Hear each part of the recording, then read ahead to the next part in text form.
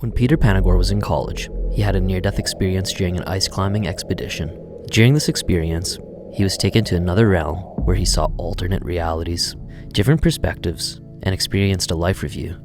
Ultimately, Peter chose to come back to Earth. In the years that would follow, he would have to overcome challenges in coming back to such a flawed reality, while having eye-opening insights one can only obtain from the other side. His fear of death became non-existent. So when Peter had another near-death experience decades later, it was a welcomed encounter. In this video, we will share his second near-death experience.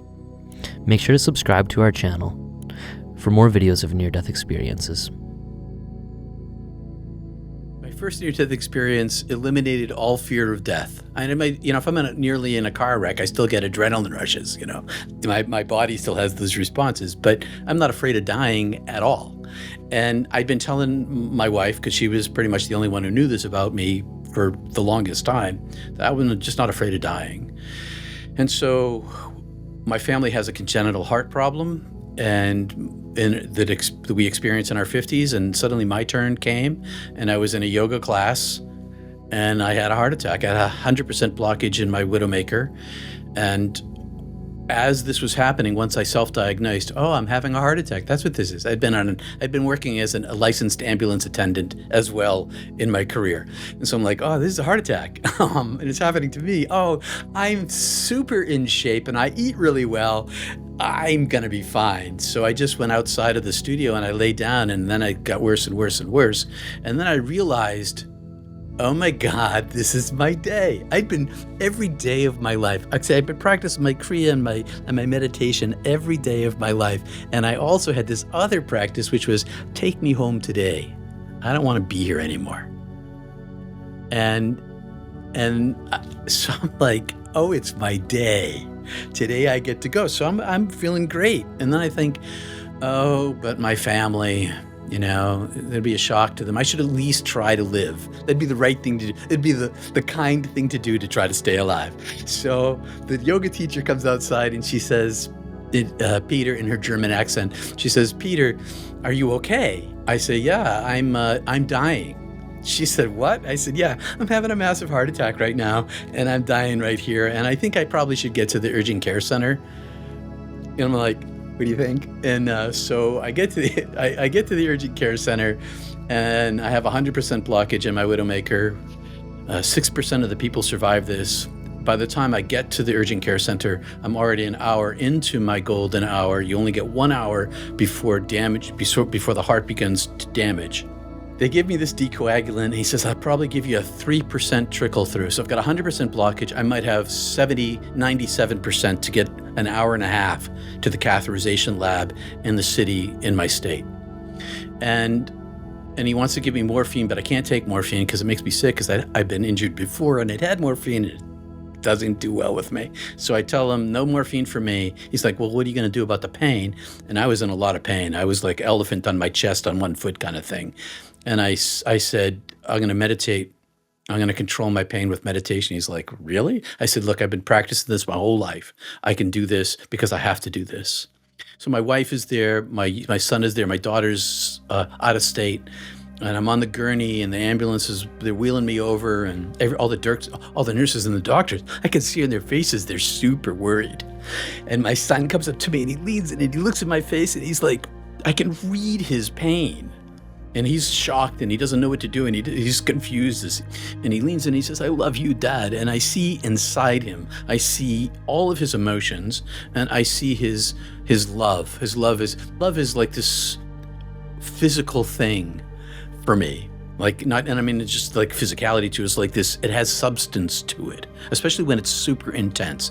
And so my wife is next to me, and she's holding my hand, and I look up at her, and I wink, and I squeeze her hand, and I smile, and like, if I'm going, this is my day.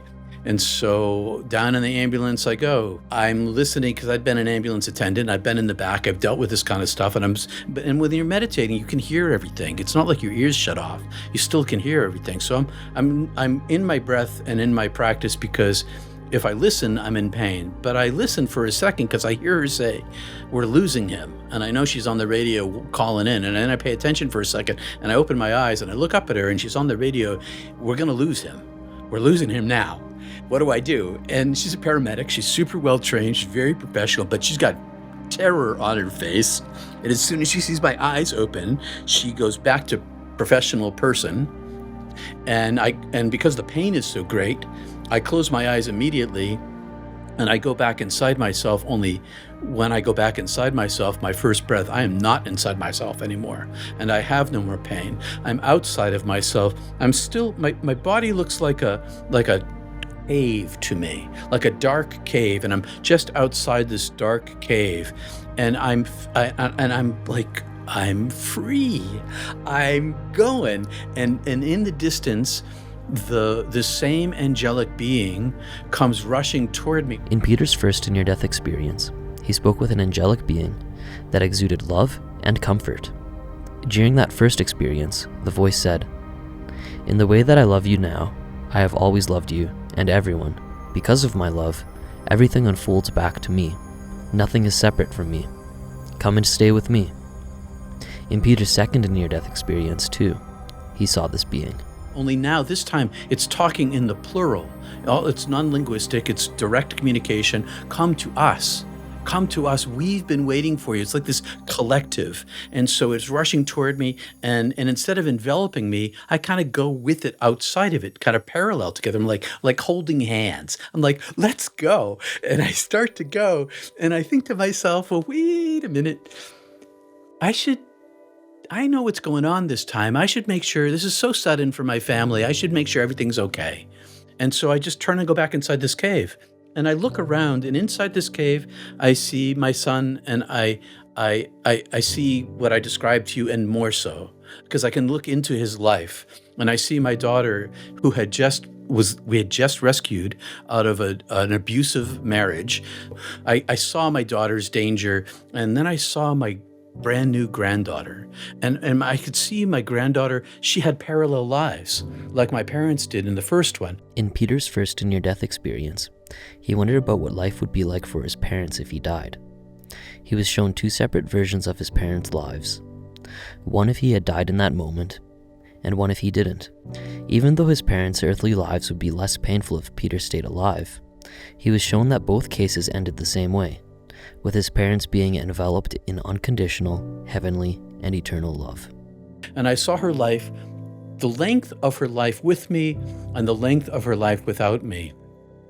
And the length of her life with me was shiny and golden, and the length of her life without me was broken and muddy and terrible. And so I turned around and I went back out of the cave to the bottom of the darkness of the tunnel, and the angelic being came back to me because it had receded politely, like, I'll turn aside now and let you have your privacy.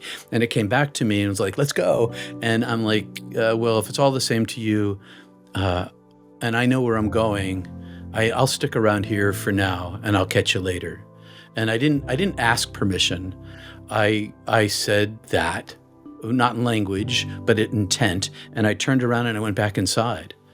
And then I woke up and I'm going into the catheterization lab, and I get catheterized, and I meditate for the rest of the day in the ICU because I can't take morphine, and they finally give me something else. They didn't even know that they had something else, but they did. And next day, I'm in my hospital room, and it turns out that the doctor had told my son's there, the doctor had told him to say goodbye to me. Everybody, they all expected me to die. And on the way down, my wife told me that in the car, they had run down behind me in the car, my wife and my son, and my son had told her this, and my wife said, well, I don't really think he's going to die this time.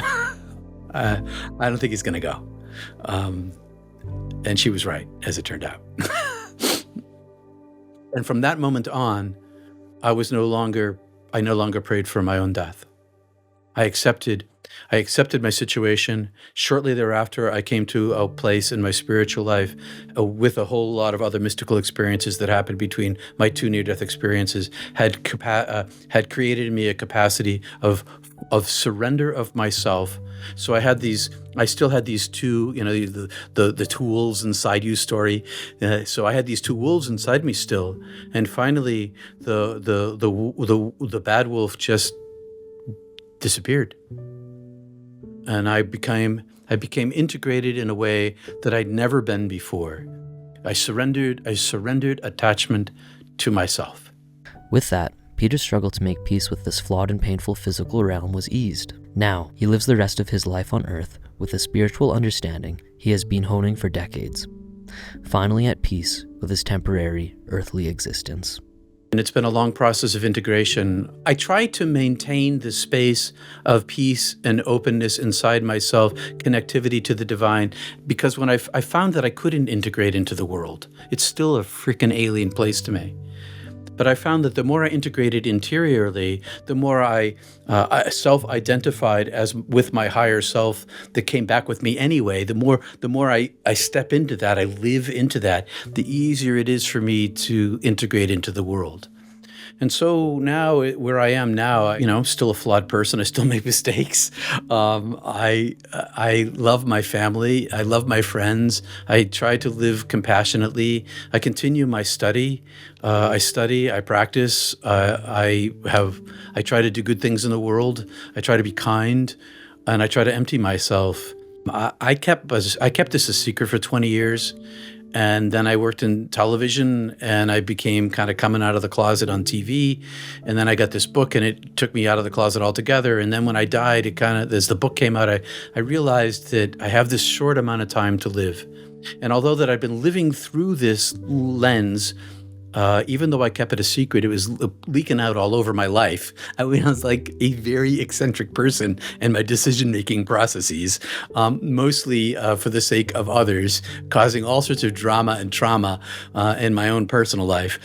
But nobody knew why I was behaving that way. And now I'm out of the closet, so I'm talking about it, and I'm trying to help other people who've had near-death experiences understand that they can talk about it, and that there is a whole lot of other people who haven't had near-death experiences, who've had seriously transformative spiritual experiences, to help them find their voice, because I want this in the public square. So my goal at this point in my life is not only to try to help people understand their interior life and integrate their processes, process themselves so they can integrate into the world and find this radiant energy that is who they are and live through that. I'm trying to bring it into the public square. Because in the public square, we need to talk about what might nudge humanity toward a deeper understanding for the first time in the history of hominids. I want people to bring it into the public square because there's this part of ourselves that is truly higher, that is truly original, that is truly made of love. And if enough of us can have the courage to speak to someone else about it, or to talk publicly about it, or just to live it fully in the public life, then maybe we have an opportunity to choose a new path for all of us. I'm not a utopianist. I'm a nudger. I want to nudge humanity to a position where it might consider a new way of relating to each other.